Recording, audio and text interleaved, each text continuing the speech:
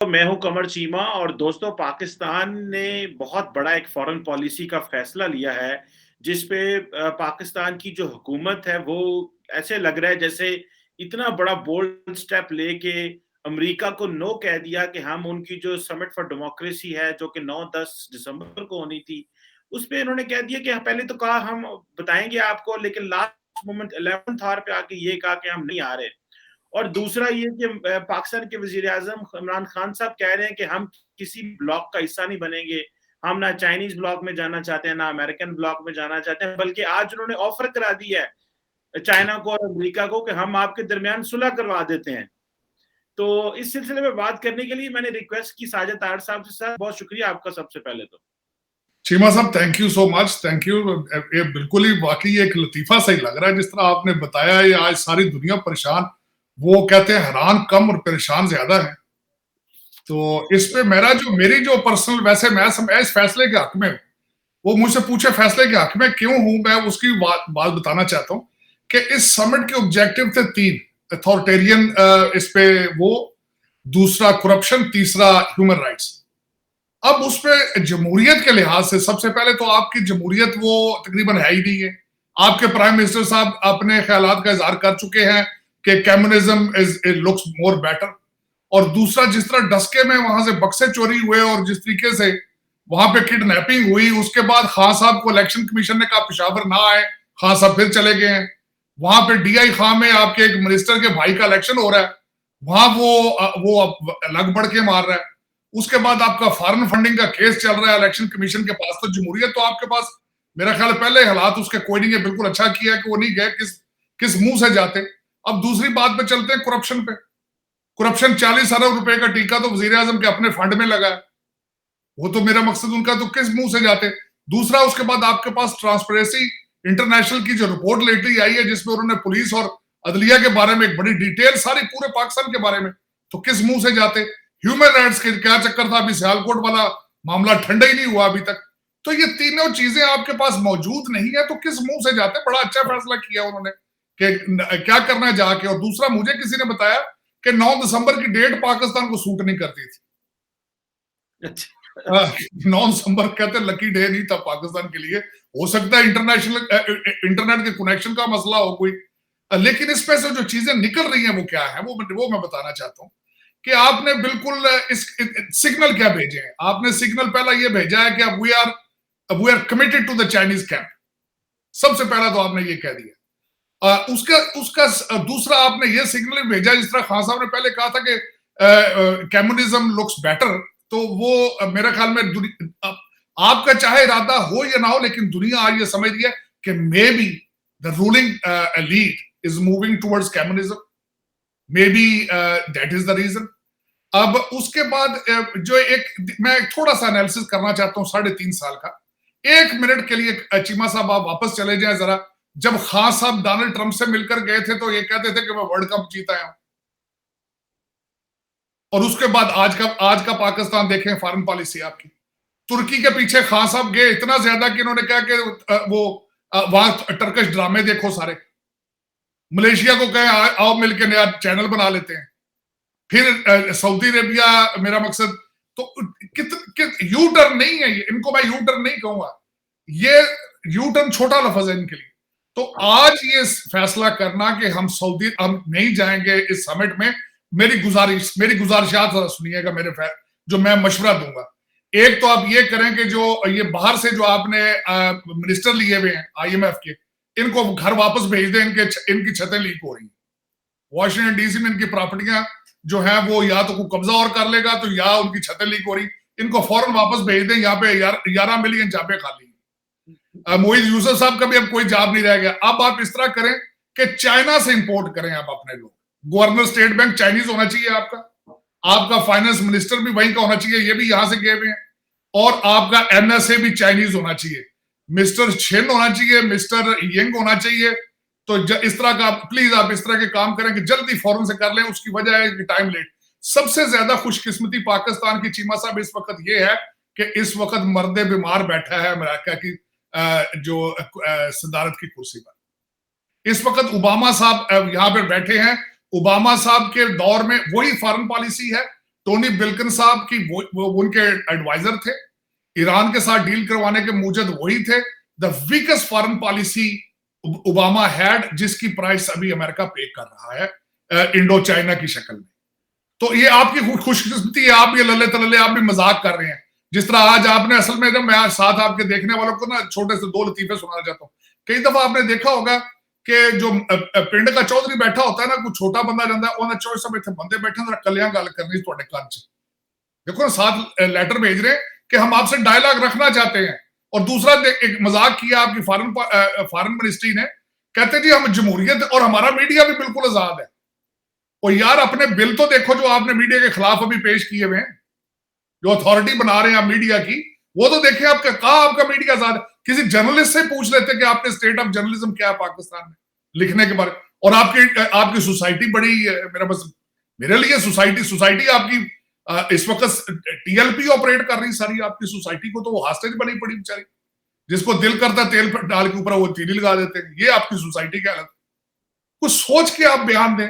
अच्छा, मैं वो जो लतीफा सुनाना चाह रहा था वो आपको ये था, आपने देखा हमारे गांव में अक्सर ये होता है कि सुबह बारात बिल्कुल तैयार होती है, बारात सारी तैयार हो जाती है, बसों में बैठ जाती है, तो जो लड़के का मामा होता है, उसका मामू, वो एक साइड पे जाके रजाई लेके तो वो लेट जाता है, वो उठता ही नहीं।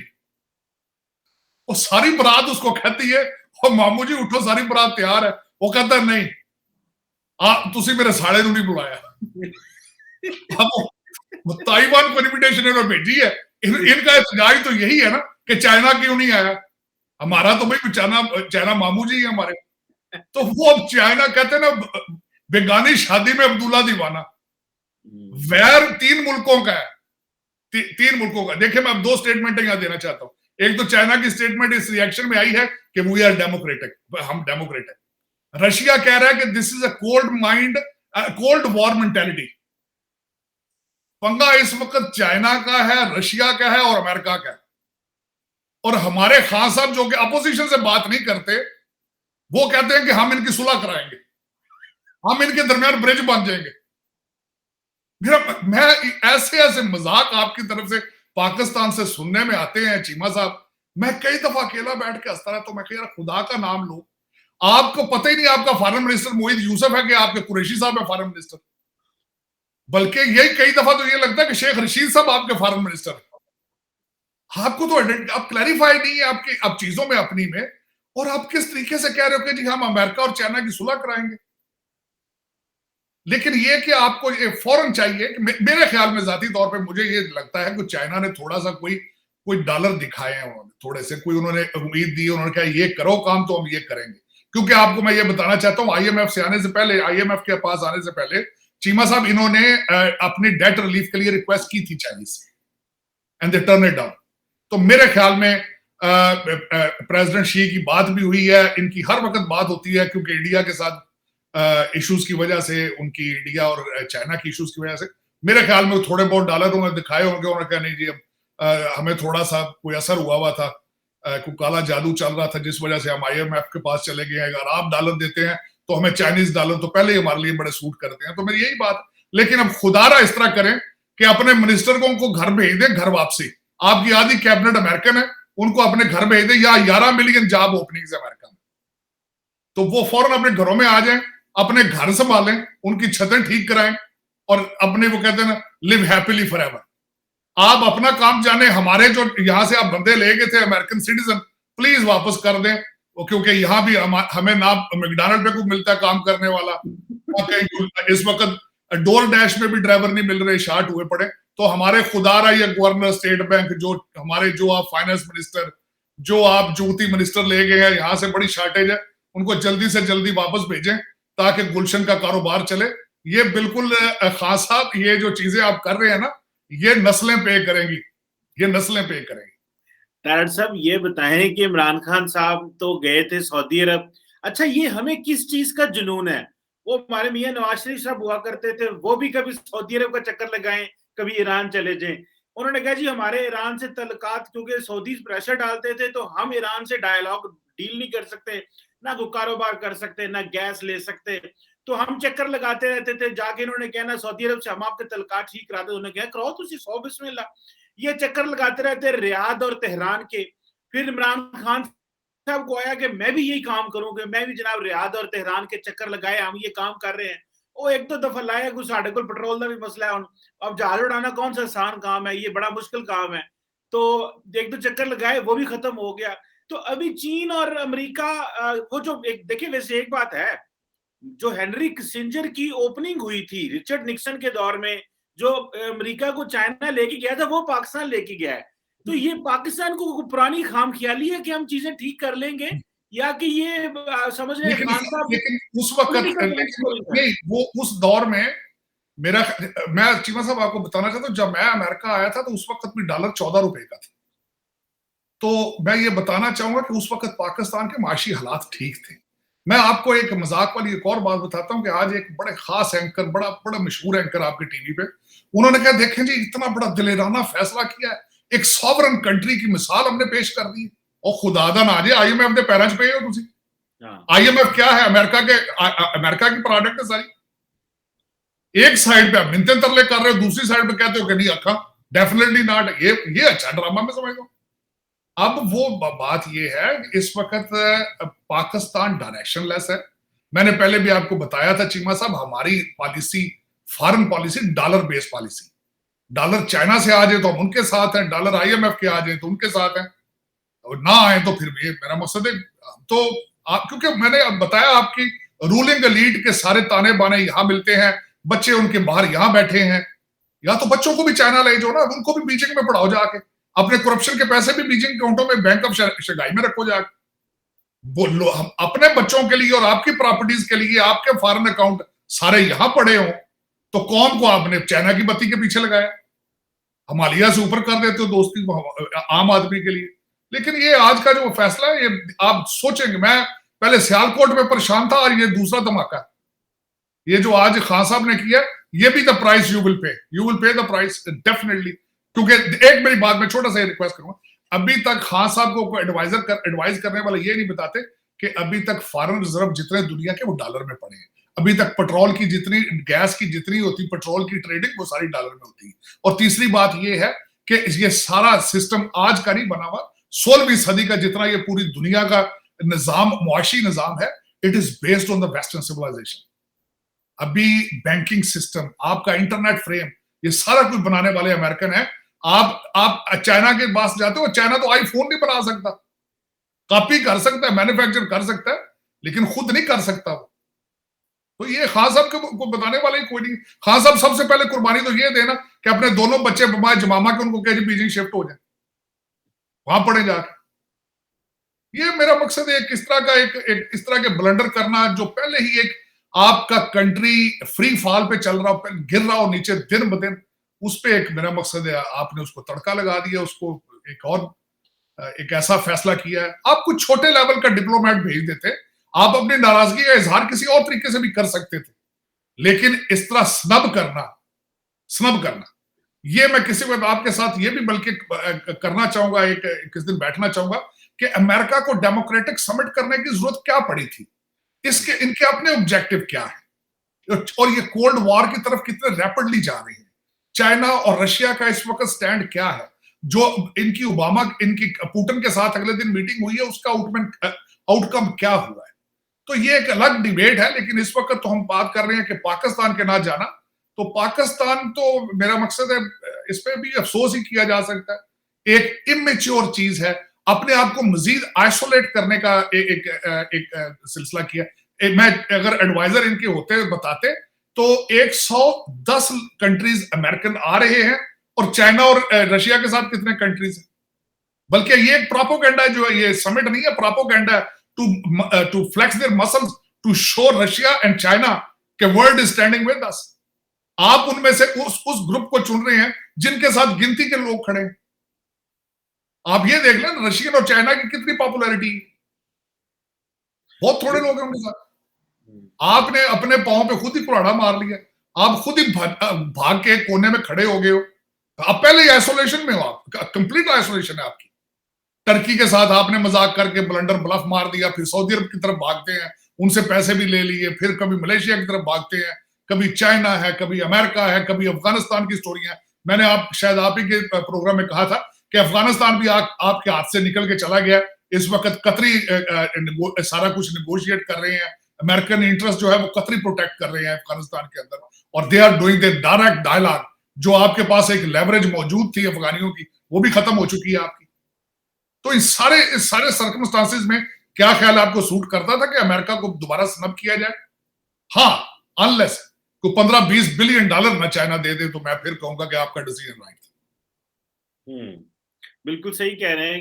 ये जो है वो अफगानिस्तान वाली बात भी थी कि मैं कुछ दिन पहले कुछ सफारतकारों से मिला, तो मैंने कहा जी आपकी जो एम्बेसी है वो आपने कतर में क्यों खोली है? आपको वहां से आना जाना मसला होता है, तो आप इस्लामाबाद में क्यों नहीं खोलते? उन्होंने कहा जी हमने एक न्यूट्रल प्लेस पर रखना था, तो आप न्यूट्रल नहीं है अब। पर एनी हो, एक अगला सवाल जो मैं करना चाहता हूँ कि पाकिस्तान जो चीज करना चाहता है तारड़ साहब, वो बैलेंसिंग एक्ट लेके आना चाहता है। ये बैलेंसिंग एक्ट सऊदी अरब और ईरान के बीच में फेल हुआ, ये बैलेंसिंग एक्ट चाइना और यूएस के बीच में फेल होगा। यानी कि हम चाहते हैं कि हम बैलेंस करें, लेकिन ये बैलेंस हो नहीं पा रहा ना हमारे तरफ। आप क्या समझते हैं इस समिट में ना जाने से पाकिस्तान को अगर आप गिनाएं क्या नुकसान हो सकते हैं? किस तरह हमें अमेरिका क्या डैमेज कर सकता है, या कि अमेरिका हमें इग्नोर करेगा इस पर? इसका जवाब चीमा साहब 22 रिपब्लिकन सेनेटर्स ने आज से 3 महीने पहले दे दिया था। फैटफ में आपने 26.5 अपनी कंडीशंस पूरी कर ली हैं, अब 26 और ऐड कर लें उसमें। एक तो वहां आप ग्रे पे फंसे रहेंगे, अगर ग्रे से नीचे ना गए तो आप बड़े लकी होंगे। एक दूसरा बिल्कुल माइंड सेट अपना कर लिया है और सपोर्ट कर रहे हैं इंडियन लॉबी यहां पे उनको, अमेरिकन को। उनके सारे वो उनके आईज एंड ईयर्स जो है वो सारे इंडियन लॉबी, बल्कि अब तो आईएमएफ में भी आ गई, बड़ी पावरफुल पोजीशन पे इंडियन अमेरिकन डिसेंट की लड़की आ गई। अब उसमें होगा क्या? अब बिल्कुल जो सबसे पहला आपने मदद की है इंडियंस की, इसमें ना जाके आपने इंडियंस की मदद की है। सियालकोट में भी आपने मदद की है, अपना चेहरा एक ऐसा दिखा दिया है कि वी आर लाइक तालिबानी माइंडसेट। और दूसरा आपने ये किया है, जो आज नहीं गए आपने इंडियंस की हेल्प की है। आप बिल्कुल करीब से करीब होते जा रहे हैं एम्बार्गो और सैंक्शंस में, और उसका इंपैक्ट आप देख ले फिर क्या होता है।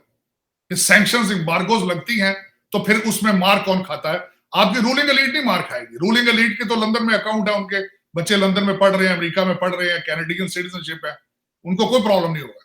मार खाएगा गरीब का बच्चा, गरीब से आपको मैं सबसे बड़ा जो इम्पैक्ट हो चुका है हमारी तब्दीली सरकार का, कि आपकी मिडिल क्लास खत्म हो गई, मिडिल क्लास गरीब हो गई है, गरीब फकीर हो गए हैं। हाँ, जो रूलिंग एलीट है वो इतनी स्ट्रॉन्ग, इतना पैसा उन्होंने बनाया है कि वो, मेरा मकसद है वो अनबिलीवेबल। मेरा मत जिस तरह मैं कहता हूं ना, आपके कई लोग मैं ऐसे जानता हूं जिनकी दाढ़ी मूछे नहीं अभी आई कैबिनेट में, उन्होंने अरबों से लूटा है। पहले करोड़ों से सुना था, अरबों से लूटा। तो वो अब उसमें हालात आपके नीचे से नीचे जाएंगे। आपके ऊपर सैंक्शंस एम्बार्गोस तैयार हैं, आप खुद बल्कि तैयारी करवा रहे हैं, हेल्प कर रहे हैं उनको इस तरह की हरकतें करके। और उसके बाद ये है कि आपका कोई people already used to call you a rogue state. और अब देखें आपके अगर फ्रीडम इंस्टीट्यूट या फ्रीडम जो इनका इंस्टीट्यूशन वो देखें तो आपका नीचे शुमार जो है नाइजर के साथ आता है। आपका वैसे देखा जाए ट्रांसपेरेंसी इंटरनेशनल तो आपका वो कोई नहीं है। जुडिशियल वाले देखें तो 130 में से 26 है। आपके पहले हालात कौन से जो इससे और ज्यादा होगा? वो इससे नीचे जहां पहुंच चुके हैं चीमा साहब, इससे नीचे कोई जगह है नहीं है। वही तो दे देंगे लोग आपको, लेकिन you have touch the bottom. मेरे ख्याल में मेरे ख्याल खान साहब ने डिसीजन भी लिया यही है, उन्होंने कहा साडा भी जाना यार, इस तो थल्ले और के थल्ले जाएंगे। अच्छा सर, ये बताएं कि मैं अक्सर कभी इंडियन मीडिया देखूं या इंडियंस को देखता हूं बड़े कॉन्टिन्यूसली, तो वो ये कहते हैं कि जिस तरह पाकिस्तान के हालात चल रहे हैं हमें कुछ करने की जरूरत नहीं है, ये इमरान खान साहब को 5 साल एक दफा और दे दें। असं एक और क्यों ना करिए, जो हमारी कैबिनेट है खान साहब, ये कुछ अरसे के लिए इंडिया क्यों ना भेज दो, यार कुछ अरसा रखो, आपको भी तब्दीली देते। लेकिन उनके लिए भी ना हालात चीमा साहब, मैं जाती तौर पर पूछे, हालात भी उधर भी कोई इतना ठीक नहीं है। लेकिन उनकी एक खूबसूरती है कि वो मोदी सिंड्रोम से गुजर रहे हैं। वो मैं हैरान हो गया था जब मोदी साहब जब इलेक्शन आते हैं तो आप मोदी के खिलाफ बात करें तो वो कहते हैं एंटी इंडिया। ये मोदी सिंड्रोम है वहां उस साइड में। मैंने आपको पहले अर्ज की थी कि जितनी भी नेशनलिस्ट मूवमेंट चली थी सारी दुनिया में फेल हो गई है, उड़ गई हर चीज, इंक्लूडिंग अरब स्प्रिंग और सारा कुछ। एक चीज कामयाब हुई है, मोदी साहब। मोदी साहब ने इस तरीके से जादू किया इंडिया के ऊपर, मैं हैरान हूं कि वो मोदी साहब के खिलाफ बात सुन के नहीं उभरता। मोदी साहब ने ऐसा, मेरे ख्याल में बाइडन भी जो है ना, उसने भी कुछ ट्रेनिंग ली है मोदी साहब से कि मीडिया, बिल्कुल मीडिया का एक प्रोटेक्शन मीडिया करता है, उसके बाद एकेडमी है वो भी साथ है, जुडिशरी है वो भी साथ है, लेयर्स दर लेयर वो कंट्रोल कर गए हैं। मैं हैरान हूं कि वो इंडियन जिस तरीके से अब जुमे वाले दिन बोलना है उन्होंने, मोदी साहब ने, पता नहीं उन्होंने कौन सा चंद चढ़ाना है, आप देखें। लेकिन ये कि मेरे ख्याल में तो इंडिया को, मैं खुद बड़ा, I watch very closely the Indian media और इंडिया के सर्कमस्टांसेस। उसमें मोदी साहब ने अगले दिन जो मोर्चा, किसान मोर्चा था, वो भी खत्म कर दिया उन्होंने। he has become more popular in Punjab even then. I'm surprised, क्योंकि इलेक्शन आ रहे हैं और इलेक्शनों का कोई ऐसा है आर्ट ऑफ डेमोक्रेसी। मैं तो कहता हूँ मोदी साहब को किताबें लिखनी चाहिए, जो उन्होंने नई डेमोक्रेसी का शुरू किया सारा सिलसिला। लोगों को सीखे लोग डेमोक्रेसी, समझ उनको करनी चाहिए थी डेमोक्रेसी पे, कर जो बाइडन साहब ने दी है, लेकिन पैड़ पर आने दो। अच्छा, बिल्कुल सही कह रहे हैं। अच्छा, ये बताएं कि पाकिस्तान जो है ओआईसी की एक समिट बुला रहा है, आई थिंक 19 को के जी, अफगानिस्तान पे। उसके अलावा हम अमेरिका को ये बार बार कह रहे थे कि आपके पास $9.5 अरब है अफगानिस्तान का, वो रिलीज करें, वहां पे हालात ठीक हो। तो आप क्या समझते हैं, ये जो पाकिस्तान अमेरिका से कह रहा था बार बार अफगानिस्तान में चीजें ठीक करो, थोड़ा नॉर्मलाइज करो, तो ये और मुश्किल नहीं होता जाएगा? यहाँ की शायद पाकिस्तान ने ये महसूस कर लिया कि अमेरिका जो है वो अफगानिस्तान को स्पेस नहीं दे रहा, तो हम भी जरा थोड़ा असर्ट करने की कोशिश करें। देखिए, ये अब आखिरी कोशिश की जा रही है, जिस तरह मैंने आपको पहले अर्ज किया कि वो सारा कुछ उन्होंने कतर को रख लिया है। दूसरा हो सकता है किसी ने मशवरा दिया हो कि आपके डॉलर इस वक्त सारे ड्रेन होकर अफगानिस्तान जा रहे हैं, तो वो कहते हो कि हो सकता है उनको 9.5 बिलियन उधर, उनका 9 बिलियन उनको मिल जाए तो हमारे डॉलर रुक जाए। हो सकता है डॉलर स्टेबल करने की ये स्ट्रेटेजी हो, ये भी पॉसिबल है। लेकिन ये है कि वो बताएं, आपके हालात अपने अफगानिस्तान जैसे हो चुके हैं, आप खुद अपने आप से लोगों को डराएं, आप अफगानिस्तान से क्यों डराते हैं? वाकई बताएं, ये आपके पास तो प्रूफ भी मौजूद है, टीएलपी के और सियालकोट का वाकया। इनको डराएं, देखें, हम तो खुद वी आर टेकिंग बॉम्ब, डर जाएंगे लोग। आपको इस वक्त समिट ओआईसी की करनी चाहिए पाकिस्तान के लिए, कि देखें ये हमारे हालात क्या है, हम किधर जा रहे हैं, हमें बचाएं, रेस्क्यू करें। अफगानिस्तान पठान ने वो तो शुरू से 100 साल से यही काम कर रहे हैं पठान। वो तो कभी रशिया से मजे लेते हैं, कभी अमेरिका से मजे लेते हैं, उनको तो चस्का पड़ गया ना डॉलरों का, रुपयों का, चीजों का। वो दे आर स्ट्रॉन्ग नेशन। ये इस वक्त बात इनको चाहिए कि यहाँ पे ओआईसी कराएं, इस्लामाबाद में एक बार समिट कराएं कि ये हालात हमारे देखो क्या है। नहीं करो, कसम से इस वक्त जो आपके हालात है वो कसम से समिट आएंगे। आप ये देखें ना, खान साहब अंडर गिवन सर्कमस्टांसेस, सियालकोट की आग अभी बुझी नहीं है जी, और उन्होंने स्टेडियम में जाके यूनिवर्सिटी वालों को जबरदस्ती बुला के वो सियासत कर रहे हैं उस पर। वो लोगों को दिखा रहे हैं, अपोजिशन को, देखो कितने पॉपुलर है। अपने एमएनएस को हल्कों में भेजे तो आपको पता चल जाएगा क्या हालात है। बल्कि उसमें भी नारे लगे इनके खिलाफ।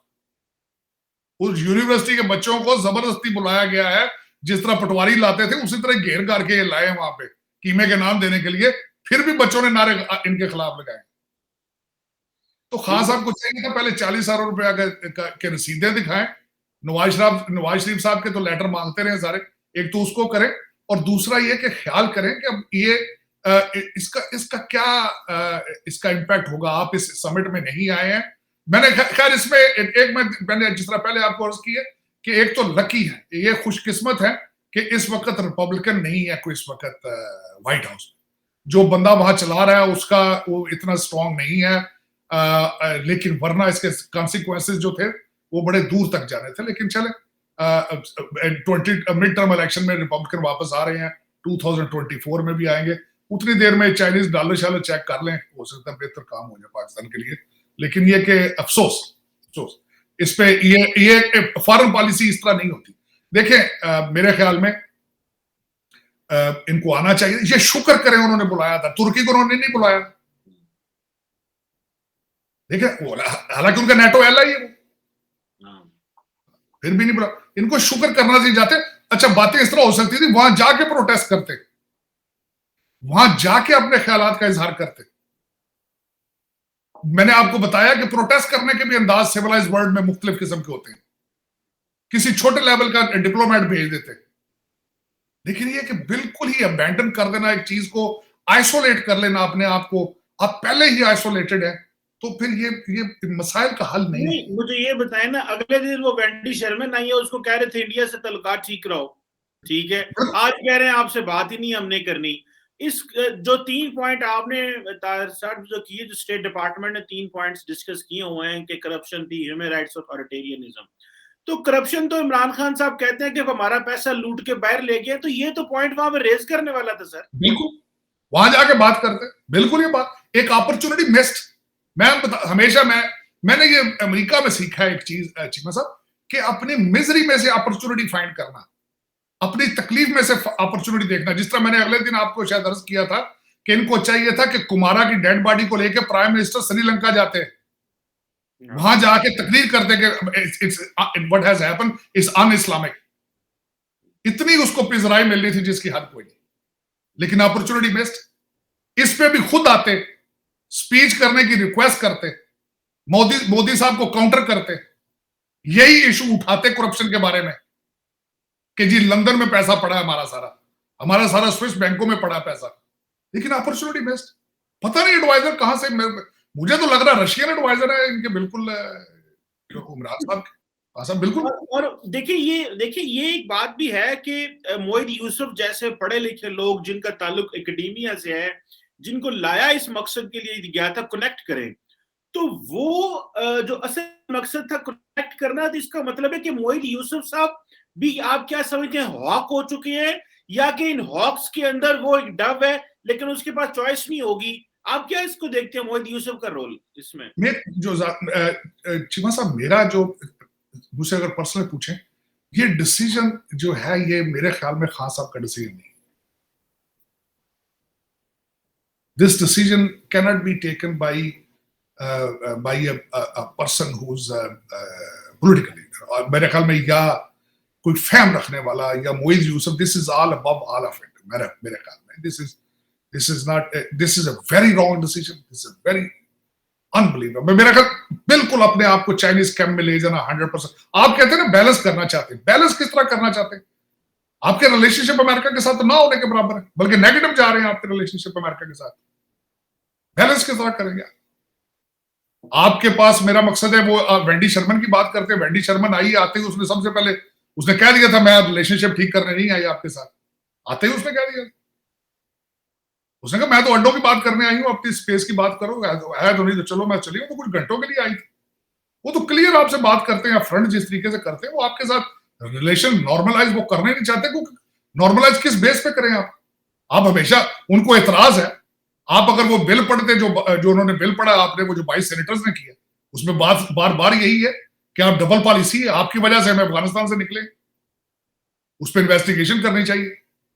इस वक्त right now Washington DC has made up their mind कि you always play a double game with us, you are not a trustworthy ally, you can not be a trustworthy ally, this is what Washington DC is telling. और आपने ये जो फैसला किया है ये उसको सपोर्ट करता है, तकवीयत देता है उस आइडियोलॉजी को कि you are not a trustworthy person. देखिए ना, दो चीजें चीमा साहब, सऊदी अरेबिया उसकी एक अपनी पॉलिसी है, लोगों को पता है उसके साथ डील किस तरह करना है, ईरान का लोगों को पता है उसके साथ डील किस तरह करना है। लेकिन आपने एक ऐसी चीज अपनी क्रिएट कर दी फॉरेन चीज कि यू आर नॉट ट्रस्टवर्दी। लोगों को पता ही नहीं है कि आप चाइना के साथ हो, लोगों को पता ही नहीं कि आप अमेरिका के साथ जा रहे हो, आप IMF के पास भी बैठे हो, आपका CPEC बंद पड़ा है, कभी खुल जाता है कभी बंद हो जाता है। मेरे ऐसी एक कंफ्यूजन आपने क्रिएट कर दी दुनिया के लिए कि you can not be trusted. और इसमें मैं बार बार ये पूछता हूं कि इसको फिक्स कौन करेगा? कोई पार्टी, कोई इंस्टीट्यूशन सलाहियत रखता है कि वो इस सारे गंद से हमें निकाल के लीड करे? तो तर्ड साहब, ये एक आखिरी बात आपसे इस हवाले से करूंगा कि फिर ये तो जो अमेरिका का क्रिटिसिज्म था वो जस्टिफाइड हो गया कि आप अमेरिका को तो सरेआम क्रिटिसिज्म करते हैं, जब चाइना के अंदर उगर्स की बात होती है तो आप कहते हैं कि हम चीन के साथ अंदर कमरे में बैठ के बात करते हैं, हम उनसे बात करते हैं। तो फिर अमेरिकन को तो एक और पॉइंट मिल गया कि पाकिस्तान कंप्लीटली जो है वो चाइना के ऊपर तो बात करने को भी तैयार नहीं, और हमें सानू गनिया गाला काट देने खड़ो के। बिल्कुल आप इस तरह आपने बिल्कुल इस समिट में आके प्रूव किया है कि डोंट बॉदर अस। आपने बिल्कुल आखिरी खिड़की जो खुली थी, आधी खुली थी, वो भी बंद कर दिया। आधी खिड़की पहले बंद हो चुकी थी। वो जो 22 सेनेटर रिपब्लिकन ने जो बिल पेश किया था, उस दैट हैज डिफाइंड कि आप कहां खड़े हैं। ये जो आधी खिड़की खुली थी यहां आने की, आपने वो भी बंद कर दी है। अब आपको मैंने जो मजाक नहीं कहा था, अब आपका फर्ज बनता है कि ये हमारे लोग जो अमेरिकन बेचारे आए, इनको घर वापस भेज दें। ये आए बेचारे यहां जाबे शाबे करें, क्योंकि आपको अब चाइनीज जबान सीखनी चाहिए। और बिल्कुल आपको चाहिए कि चाइना, मेरा मकसद है अब वो बैंक ऑफ चाइना, उनके साथ ही डील शील करें, सारा अपना काम करें। और आपने पहले भी, वैसे आपको पता है, डिसीजन पाकिस्तानी किसी ने लिया था कि चाइनीज फला साल तक चाइनीज करेंसी में हम डील करना शुरू कर देंगे। अब आप इस तरह करें, बच्चों को चाइनीज जबान सिखाएं और चाइना की तरफ चलें आप। अब ये हमारे जो बंदे जो ये आपने आधी कैबिनेट ले गए यहाँ से, ये इनको वापस भेजें, अपना कारोबार चलाएं अमेरिका में आके। अपने इनके कईयों के छत लीक हो रहे हैं, आगे बर्फ पड़ने वाली है, अपने घर से ठीक करें आगे। मेरा मकसद है कि अब आपका तो you are not a democratic country anymore. जमहूरियत तो पहले ही नहीं थी वहां पे, लेकिन ये कि अब आप कम्युनिज्म, आपके प्राइम मिनिस्टर साहब को भी पसंद है और चाइना भी आपको बड़ा पसंद है। मोहित यूसुफ साहब ने अगले दिन कहा है कि हम माशी अड्डे दे रहे हैं तो अमेरिका भी अड्डे ले ले। अमेरिका को अड्डे तो आप एयर स्पेस तो पहले यूज कर रहे हैं, वो आपके पूछे बगैर। तो वो आपको पूछने की क्या जरूरत है, उनको जरूरत होती तो कर लेते। इस वक्त तो इंडिया के साथ उन्होंने इतने कॉन्ट्रैक्ट कर लिए हैं कि डिफेंस कॉन्ट्रैक्ट आप सोच नहीं सकते। अब उनको जरूरत ही नहीं रही आपकी, क्योंकि according to Washington DC you always have been playing double game with that. चले, लेट्स होप के बाद में पता लगेगा शायद इमरान खान साहब को इसकी पता नहीं इन्होंने क्या, वो आपकी बात है कि एलीट ने क्या कीमत पे करनी होती है, कीमत तो गरीब आदमी ने, लेमैन ने पे करनी है। जब हमारे ऊपर वो जो FATF की तंग किया जाएगा, IMF हमें और शिकें हमें डाल देगा, तो गरीब आदमी ने देना। इनका क्या है, इनके तो सारा कुछ बहर है। Anyhow, thank you very much Sajid Tarar sahab for helping us to analyse के ये जो डिसीजन लेने की क्या वजूहत है और इसके क्या कॉन्सिक्वेंसेस पाकिस्तान को फेस करने पड़ सकते हैं। बहुत शुक्रिया sir. Thank you so much. Pakistan जिंदाबाद। Thank you.